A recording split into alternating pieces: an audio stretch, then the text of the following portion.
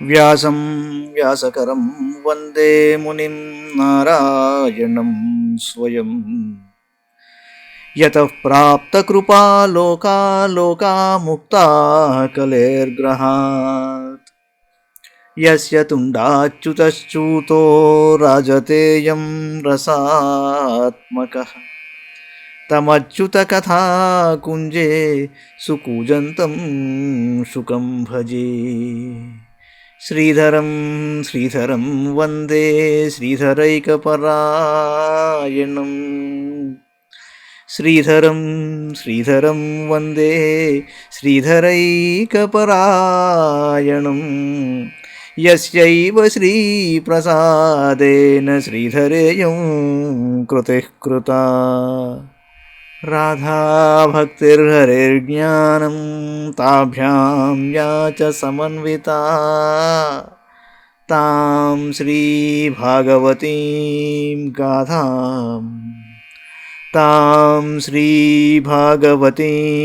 గాథాం వందే యుగళరూపిణీ. నీ పద్యావళులాలకించు చెవులు నిన్నాడు వాక్యంబులు. నీ పద్యావళులాలకించు చెవులు నిన్నాడు వాక్యంబులు. నీ పేరంబనిసేయు హస్తయుగముల్ నీ మూర్తిపై జూపులు.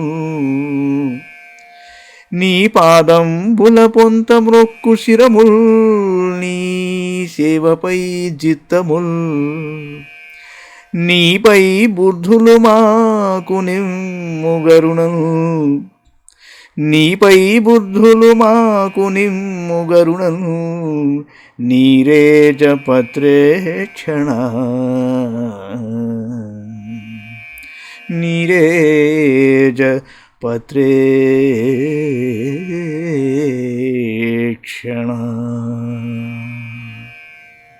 భాగవత మహాపురాణంలోని చతుర్థ స్కంధంలో మనం 20వ అధ్యాయంలో ఉన్నాం. యజ్ఞం పరిసమాప్తి అయింది. పృథు మహారాజుకు యజ్ఞశాల యందు శ్రీ మహావిష్ణువు ప్రత్యక్షమయ్యాడు. మైత్రేయ ఉవాచ భగవానపి వైకుంఠ సాకం మఘవతా విభో యజ్ఞపతిస్తుష్టో యజ్ఞభుక్తమభాషత. మైత్రేయుడు అన్నాడు, ఓ విదురా, షడ్గుణైశ్వర్య సంపన్నుడు, యజ్ఞరక్షకుడు, యజ్ఞభోక్తయు అయిన శ్రీ మహావిష్ణువు పృథు మహారాజుచే ఆచరింపబడిన 99 యజ్ఞములకు ఎంతో సంతుష్టుడయ్యాడు. అంతటా ఆ పురుషోత్తముడు ఇంద్రునితో సహా అక్కడికి వచ్చి ఆ మహారాజుతో ఇలా అన్నాడు. శ్రీ భగవాను వాచ ఏషతే కార్షీద్భంగం హయమేధశతస్య క్షమాపయదాత్మానమముష్య క్షంతుమర్హసి. సుధియః సాధవో లోకే నరదేవ నరోత్తమాః నాభిదృక్ష్యంతి భూతేభ్యో యర్హినాత్మా కళేబరం. పురుషా యది ముఖ్యంతి త్వాదృశా దేవమాయయా శ్రమ ఏవ పరం జాతో దీర్ఘయా బుద్ధ సేవయా. అతః కాయమిమం విద్వాన్ విద్యా కామకర్మభిః ఆరబ్ధ ఇతి నైవాస్మిన్ ప్రతిబుద్ధోనుషజ్జతే. అసంసక్తః శరీరేऽస్మిన్నమునోత్పాదితే గృహే అపత్యే ద్రవిణే వాపి కః కుర్యాన్మమతాం బుధః. ఏకः శుద్ధः స్వయం జ్యోతిర్నిర్గుణోऽసౌ గుణాశ్రయः సర్వగోరావృతः సాక్షి నిరాత్మాత్మాత్మనః పరః. య ఏవం సంతమాత్మానమాత్మస్థం వేద పూరుషः నాజ్యతే ప్రకృతిస్థోऽపి తద్గుణైః సమయస్థితః. యస్వధర్మేణ మాం నిత్యం నిరాశీ శ్రద్ధయాన్వితః భజతే శనకైస్తస్య మనోరాజన్ ప్రసీదతి. ఓ రాజా, నీవు 100 యజ్ఞములను చేయవలనని సంకల్పించావు గాని ఈ ఇంద్రుడు నీ 100వ యజ్ఞమునకు విఘ్నము నర్చి నీ సంకల్పమును భంగపరిచాడు. తన తప్పునకు మన్నింపుమని ఇతడు నిన్ను అర్థిస్తున్నాడు కనుక ఇతని క్షమించు నరేంద్ర. లోకములో మంచి బుద్ధి కలిగిన సాధువులు, ఉత్తమ పురుషులు ఇతర ప్రాణుల పట్ల ఎట్టి ద్రోహమును తలపెట్టరు. ఎలయన ఈ శరీరము ఆత్మ కాదని వారికి తెలుసు. నీ వంటి జ్ఞానులు దేవమాయకు మోహితులైనచో చిరకాలము వారు చేసిన సత్సంగము అంతైన వృధా అయినట్లే కదా. కావున అజ్ఞానము, వాసనలు, కర్మలు మొదలగు వానిచే నిర్మింపబడినది ఈ శరీరము అని తెలుసుకుని జ్ఞాని దీని యందు ఆసక్తుడు కాడు. ఈ శరీరమునందు ఆసక్తి లేని జ్ఞాని దీని ద్వారా సముపార్జించుకొనిన గృహమునందును తారాపుత్రాదుల యందును సంపదల యందును ఎలా ఆసక్తుడవుతాడు? ఈ ఆత్మ ఉన్నది ఒక్కటే అనగా అద్వితీయము, శుద్ధమైనది, స్వయంగా ప్రకాశించున్నది, గుణములకు అధిష్టానమైనను అది గుణాతీతమైనది, నిర్గుణము, సర్వవ్యాపకమైనది, ఆవరణములు లేనిది, సర్వమునకు సాక్షి అయినది. శరీరమునందు ఆత్మ ఉండును, కానీ ఆత్మయందు వేరొక ఆత్మ ఉండదు. కావున అది శరీరమును కంటే వేరైనది, విలక్షణమైనది. ఆత్మ దేహమునందే ఉన్నప్పటికీ దేహ లక్షణములు దీనికి ఉండవు. దేహము ప్రకృతికి సంబంధించినది, ఆత్మ ఈ ప్రకృతి గుణములచే లిప్తము కానిది. ఈ జ్ఞానము కలిగి ఉన్న పురుషుడు పరమాత్మనైన నాయందే ఉంటాడు. పృథుమహారాజా, నిష్కామ భావముతో తన వర్ణాశ్రమ ధర్మముల ద్వారా నిత్యము భక్తి శ్రద్ధలతో నన్ను ఆరాధించు వాని యొక్క చిత్తము క్రమక్రమముగా పరిశుద్ధమవును. పరిత్యక్త గుణ సమ్యక్ దర్శనో విశదాశయ శాంతిం మే నమవస్థానం బ్రహ్మ కైవల్యమశ్నుతే ఉదాసీనమివాధ్యక్షం ద్రవ్యజ్ఞానక్రియాత్మనాం కూటస్థమిమమాత్మానం యో వేదాప్నోతి శోభనం భిన్నస్య లింగస్య గుణప్రవాహో ద్రవ్యక్రియాకారకచేతనాత్మనః దృష్టాసు సంపత్సు విపత్సు సూరయో న విక్రియంతే మయి బద్ధ సౌహృదాః సమస్సమానోత్తమమధ్యమాధమః సుఖే చ దుఃఖే చ జితేంద్రియాశయః మయోపక్లుప్తాఖిలలోకసంయుతో విధత్స్వ వీరాఖిలలోకరక్షణం శ్రేయః ప్రజాపాలనమేవ రాజ్ఞో యత్సాం పరాయే సుకృతాశ్చష్టమనుషం హర్తాన్యథాహృతపుణ్యప్రజానాం అరక్షితాకరహారోఘమత్తి ఏవం ద్విజాజ్ఞానుమతానువృత్తధర్మప్రధానోऽన్యతమో వితాస్యాః హ్రస్వేన కాలేన గృహోపయాతాం దృష్టాసి తీర్థాననురక్తలోకః. ఆ విధంగా అంతఃకరణము పరిశుద్ధమైన వానికి విషయభోగములతో ఏమాత్రము సంబంధం ఉండదు. అతనికి తత్వజ్ఞాన సిద్ధి లభిస్తుంది. అతడు నాతో సమత్వ స్థితిని పొందుతాడు. పరమశాంతి, బ్రహ్మైక్యము, కైవల్యము అనగా ఇదే. దేహము, జ్ఞానము, క్రియ, మనస్సు అనువానికి సాక్షి అయినప్పటికీ కూటస్థుడైన ఆత్మ వాటితో లిప్తుడు కాడు. ఈ తత్వమును తెలిసినవాడు పరమ శ్రేయోరూపమైన మోక్షాన్ని పొందుతాడు. పంచభూతములు, ఇంద్రియములు, వాటి అధిష్టాన దేవతలు, చిదాభాసము అనువాటి సముదాయమునందు ఆత్మ ప్రతిఫలించుటచే అవి ప్రకాశిస్తూ ఉంటాయి కనుక ఇవి ఆత్మ కంటే భిన్నమైనవి. అయితే గుణ ప్రవాహ రూపము గమనాగమనములు లింగ శరీరమునే కలుగుచుండును, కానీ సర్వసాక్షి అయిన ఆత్మకు వీటితో ఎట్టి సంబంధము ఉండదు. నాయందు దృఢమైన అనురాగము గల జ్ఞానులు సంపదల యందును ఆపదల యందును హర్షశోకాది వికారములకు లోనుగారు. ఓ మహావీరా, నీవు ఉత్తమ మధ్యమ అధమ పురుషుల ఎడ సమాన భావంతో మెలుగుతూ సుఖ దుఃఖముల యందు సమత్వమును వహింపుము. మనస్సును ఇంద్రియములను జయించి నాయందే ఏకాగ్రచిత్తుడవై మంత్రులు మొదలగు వారి సహాయముతో ఈ సకల లోక రక్షణ భారాన్ని వహింపుము. రాజునకు శ్రేయస్సు న్యాయబద్ధమైన ప్రజా పరిపాలన వలనే సిద్ధిస్తుంది. అట్టి పాలకునకు పరలోకమున ప్రజల సుకృత ఫలములో 6వ భాగం లభిస్తుంది. న్యాయబద్ధంగా ప్రజలకి న్యాయాన్ని మీరు అందిస్తే కనుక ప్రజలందరూ చేసుకునే పుణ్యంలో 6వ వంతు పుణ్యం రాజుగారికి పరలోకంలో లభిస్తుంది. దీనికి భిన్నంగా ప్రజారక్షణ భారమును వీడి కేవలం వారి నుండి పన్నులను స్వీకరించి అధర్మ ప్రభువు యొక్క పుణ్యఫలమంతయును ప్రజలకే చెందును. కేవలం పన్నులు వసూలు చేసుకుని కూర్చుంటే, వాళ్ళకి న్యాయం చేకూర్చకుండా ఉంటే ఆ మహారాజు యొక్క పుణ్యం అంతా వాళ్ళకి చెందుతుంది. అంతేకాక ప్రజలు చేసిన పాప ఫలమునకు కూడా అతడు భాగస్వామి అయిపోతాడు. ఇది సమస్య.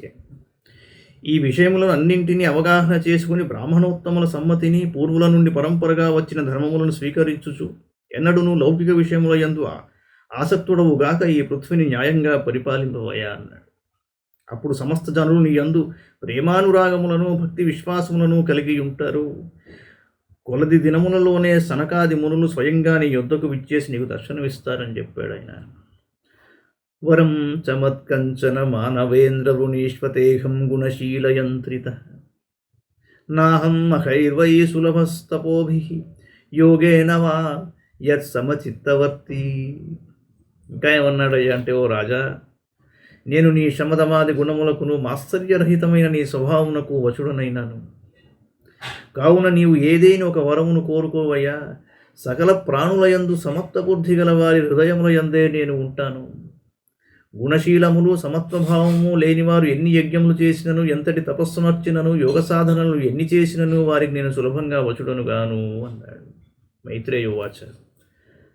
స ఇత్థం లోకగురుణా విశ్వక్సేనేన విశ్వజిత్ అనుశాసిత ఆదేశం శిరసా జగృహే హరేః స్పృశంతం పాదయోః ప్రేమ్ణా వ్రీడితం స్వేన కర్మణా శతకృతం పరిష్వజ్య విద్వేషం విససర్జః భగవానథ విశ్వాత్మా మృధునోపహృతార్హణః సముజ్జిహానయా భక్త్యా గృహీత చరణాంబుజః ప్రస్థానాభిముఖోऽప్యేన మనుగ్రహ విలంబితః పశ్యన్ పద్మపలాశాక్షో న ప్రదస్థే సుహృత్సతాం స ఆదిరాజో రచితాం జలిర్హరిం విలోకితుం నాశకదశ్రులోచనః న కించనోవాచ స బాష్పవిక్లవో హృదోపకుష్యాముమధాదవస్థితః అథావమృజ్యాశ్రుకలా విలోకయన్ అతృప్తదృగ్గోచరమాహ పూరుషం.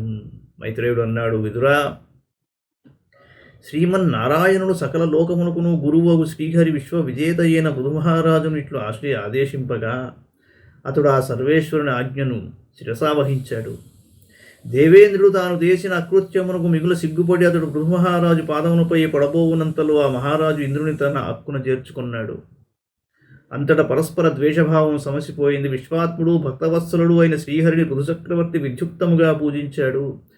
తరువాత అతడు అనుక్షణము తన హృదయమందు పొంగి పొరలుచున్న భక్తిభావముతో ఆ పరమపురుషుని విడవలేక ఆ ప్రభువు పాదములను ప్రేమతో పట్టుకున్నాడు. పురుషోత్తముడైన శ్రీహరి అతడి నుండి వైకుంఠధామమునకు వెళ్ళు సంకల్పముతో ఉన్నను పృథుమహారాజుపైన గల వాత్సల్యము ఆయనను నిలిపివేసింది. అంతటా ఆ కమలపత్రాక్షుడు ఆ మహారాజు వైపు తదేక దృష్టితో చూస్తూ అతడి నుండి కదలలేకపోయాడు. భగవంతుడు సత్పురుషులకు అత్యంత ఆత్మీయ మిత్రుడు కదా అంటాడు. ఆదిరాజైన ఆ పృథువు శ్రీహరిజంత బద్ధాంజలియే నిలిచాడు. భక్తి పారవశ్యమున అతని నేత్రమును అశ్రుపూర్ణమునగుటచే భగవంతుని దర్శించుటకు అశక్తుడయ్యాడు. కంఠము గద్గదమగుట వలన ప్రస్తుతించుటకు గొంతు పెగలదయ్యను. అయినను అతడు ఆ స్వామి దివ్యమంగళ విగ్రహమును తన హృదయమునందే గాఢాలింగముతో నిలుపుకున్నాడు.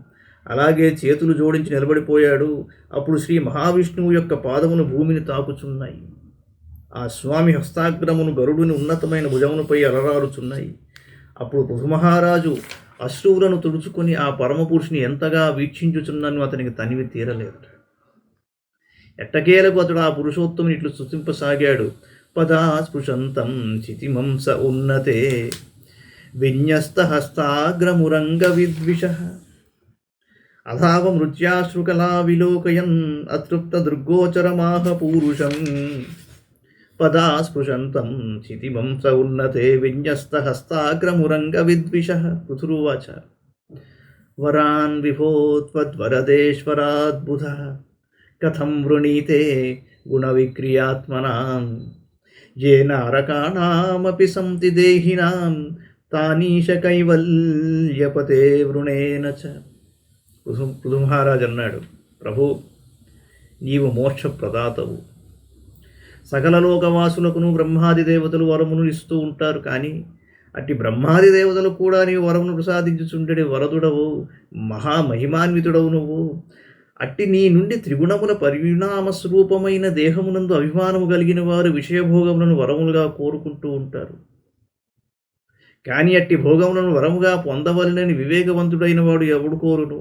అనగా బుద్ధిమంతుడు జ్ఞానియగు వ్యక్తి ఎన్నడూ కోరుకొనడు. అట్టి విషయభోగములు నరకలోక జీవులకు కూడా లభించును కనుక నేను ఆ విధమైన కోరికలు కోరనన్నాడు.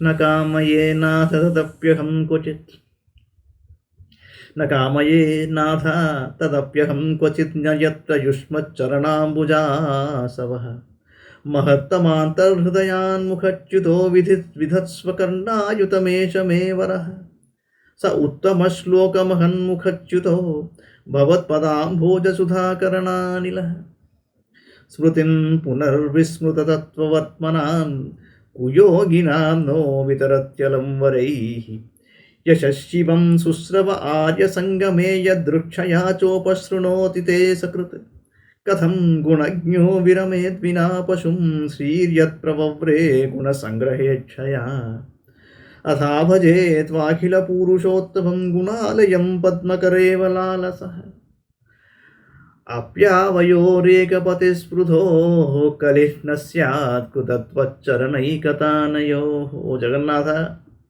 నీ దివ్య పాదార విందముల యందలి మకరంద మాధుర్యములను మహాత్ములు నిత్యము ఆస్వాదిస్తూ ఉంటారు. ఆ మాధుర్య వైభవములు వారి ముఖముల నుండి జాలువారుతూ ఉంటాయి.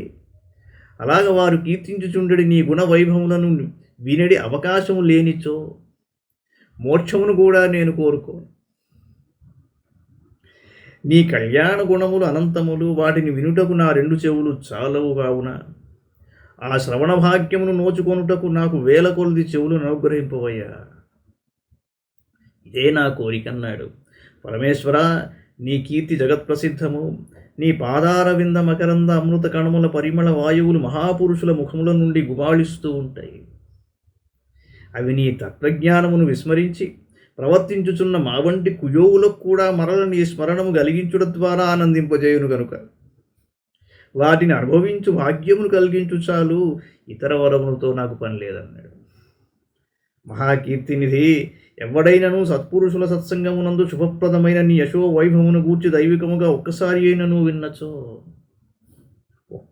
అయినను విన్నచో మహానందమున ఓరలాడును. అట్లు ఆనందింపగలవాడు గుణగ్రాహి అవుతాడు. ఆనందింపలేనివాడు పశుతుల్యుడు అనిపించుకుంటాడు. నీ కళ్యాణ గుణములను పునికి పుచ్చుకొనుటకే లక్ష్మీదేవి మిక్కుటమగు మక్కువతో నిన్ను వరించను. ఓ శ్రీహరి, నీవు సకల దివ్య గుణములకు నిధివి, పురుషోత్తముడవు. పద్మహస్త అయిన లక్ష్మీదేవి వలె నేనును నిన్ను భజించుటయందు లాలసగలవాడను. మా ఉభయుల మనస్సులు నీ పాదపద్మములను సేవించుటయందే నిరతి కలిగి ఉన్నవి. ఒకే పతిని సేవించుటయందు పోటీ పడుచుంటూ ఇద్దరి మధ్య స్పర్ధ ఏర్పడుచుంట సహజము. కానీ మా ఇద్దరి మధ్య ఎట్టి కలహము సంభవింపకుండున్నట్లు అనుగ్రహింపుము అంటున్నాడు. జగజ్జనన్యాం జగదీశ వైష సంస్యాతేవ యత్కర్మణిన సమీహితం కరోషి ఫల్వప్యురు దీనవత్సలః స్వ ఏవ ధిష్ణ్యేభిరతస్య కిం తయా భజంత్యథ త్వామత ఏవ సాధవో వ్యుతస్తమాయా గుణవిభ్రమోదయం భవత్పదానుస్మరణాదృతే సతాం నిమిత్తమన్యద్భగవన్న విద్మహే మన్యే గిరం తే జగతాం విమోహినీం వరం రుణీష్వేది భజంతమాశ్రయతు వాచానుతంత్యా యది తే జనోసితః కథం పునః కర్మ కరోతి మోహితః. జగదీశ్వర, జగజ్జననియకు లక్ష్మీదేవి నిరంతరం నిన్ను సేవించుటయందే నిరతురాలేయుండును. నేనును నిన్ను సేవించుటకే తహతపడుతూ ఉంటాను. ఈ కారణంగా ఆ దేవికి నా ఎడ విరోధభావం కలుగవచ్చును. అందులో వింతలేదు. నీవు దీనవత్సలుడవు. నీకు భక్తులునర్చెడి సేవ స్వల్పమే అయినను దానిని నీవు గొప్పగా భావిస్తావు. కావున మా ఇద్దరి కలహమునందు నీవు నా పక్షమునే వహింతువని నేను నమ్ముచున్నాను.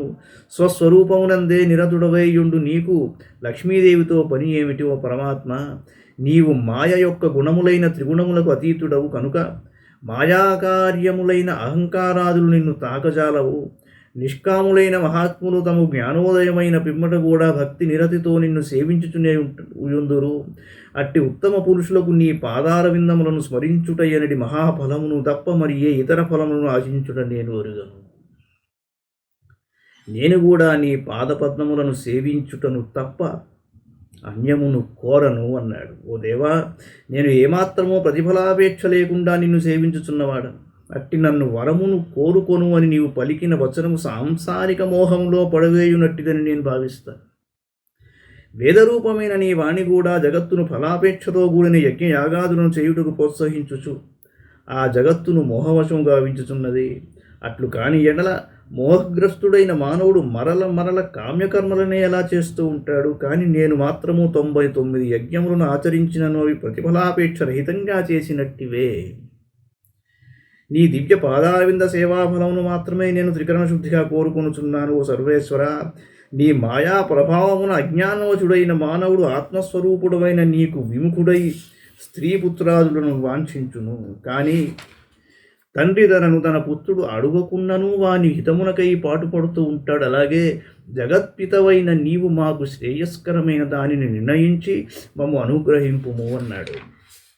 త్వన్మాయయాధ్రాజన ఈశ ఖండితో యదన్యదాశాస్తరుతాత్మనో బుధ యథా చరేద్బాలహితం పితా స్వయం తదా త్వమేవార్హసి నః సమీహితుం. మైత్రేయోవాచ. ఇత్యాది రాజేన నుతస్స విశ్వదృక్ తమాహ రాజన్మయి భక్తిరస్తు తే దిష్ట్యే దృశీ ధీర్మయి తే కృతాయయా మాయాం మదీయాం తరతి స్మ తుస్త్యజాం తత్వం కురు మయాదిష్టమప్రమత్తః ప్రజాపతే మదాదేశకరో లోకః సర్వత్రాప్నోతి శోభనం. మైత్రేయుడు అన్నాడు, ఓ విదురా, సర్వసాక్షి అయిన శ్రీమన్నారాయణుడిని పృథుమహారాజులా ప్రస్తుతింపగా ప్రభు అతనితో ఇలా అన్నాడు, ఓ పృథుమహారాజా, నీకు నాయందు అనన్యభక్తి కుదురుకొనుగాక. దైవానుగ్రహముచే నీకు ఈ సంకల్పము కలిగినది. నిజమునకు మాయ నుండి తప్పించుకొనుట ఎంతయో కష్టమైన పని అయినను ఇట్టి భక్తిభావన చేత మానవుడు దుర్జయమైన నా మాయ నుండి తరించును. ఓ నృపతి, నీవు అప్రమత్తుడవై నా ఆజ్ఞను పాలింపము. నా ఆశయమును పాటించిన వారు సర్వత్రా శుభములనే పొందుతారు. మైత్రేయోవాచ. ఇది వైన్యశ్చ రాజర్షేః ప్రతినంద్యార్థవద్వచః పూజితోనుగృహీత్వైనం గంతుం చక్రేచ్యుతో మతిం దేవర్షి పితృగంధర్వసిద్ధచారణపన్నగాః కిన్నరాప్సరసోమత్యాః కఖా భూతాన్యనేకశః యజ్ఞేశ్వరధియా రాజ్ఞా వాగ్వితాంజలిభక్తితః సభాజితాయయుः సర్వై వైకుంఠానుగతాస్తతః భగవానపి రాజర్షేః సోపాధ్యాయస్య చాచ్యుతః హరన్నివ మనోముష్యస్వధామ ప్రత్యపద్యత అదృష్టాయ నమస్కృత్య నుపసందర్శితాత్మనే అవ్యక్తాయ చ దేవానాం దేవాయ స్వపురం యయౌ. విదురా, శ్రీహరి రాజర్షి అయిన పృథుమహారాజును అర్థవంతములైన పలుకులతో ఆదరించాడు. అంతటా మహారాజు ఆ ప్రభువును భక్తి శ్రద్ధలతో పూజించాడు. తరువాత పురుషోత్తముడు అతనిని అనుగ్రహించి వైకుంఠమును చేరుటకు సంకల్పించాడు. పృథుమహారాజు తన యజ్ఞమునకు విచ్చేసిన దేవతలు, ఋషులు, పితృదేవతలు, గంధర్వులు, సిద్ధులు, చారణులు, నాగులు, కిన్నరులు, కింపురుషులు, అప్సరసులు, మానవోత్తములు, పక్షులు మొదలగు పలు విధములకు ప్రాణులను ఇంకను శ్రీహరి యొక్క పార్షదులను భగవద్బుద్ధితో భక్తిపూర్వకంగా కృతజ్ఞతతో ప్రాంజలి అయి పూజించాడు. మధుర వచనములతో మన్నన చేసుకున్నాడు. కానుకలతో గౌరవించాడు. వేయేల సకల సత్కారములతో ఆదరించాడు. తరువాత వారు అందరూ స్వస్థానాలకు వెళ్ళిపోయారు. సర్వేశ్వరుడైన శ్రీహరి పృథుమహారాజునకు ఆయన పురోహితులకు ఆహ్లాదమును కూర్చుచూ వారి మనస్సులను దోచుకొని తన పరంధామునకు చేరుకున్నాడు. శ్రీ మహావిష్ణువు స్వయంగా ఇంద్రియములకు గోచరించడివాడు కాడు. అయినను ఆ ప్రభువు తన స్వరూపమును సాక్షాత్కరింపజేసి అంతర్ధానము నొందాడు. తరువాత పృథువు కూడా ఆ పురుషోత్తములకు నమస్కరించి తన రాజధానికి మరలాడు. ఇది శ్రీమద్భాగవతే మహాపురాణే పారమహంస్యాం సంహితాయాం చతుర్థస్కంధే వింశోధ్యాయః. మంగళం భగవాన్ విష్ణుః మంగళం గరుడధ్వజః మంగళం పుండరీకాక్షో మంగళాయ తనోహరిః. సర్వం శ్రీకృష్ణార్పణమస్తు.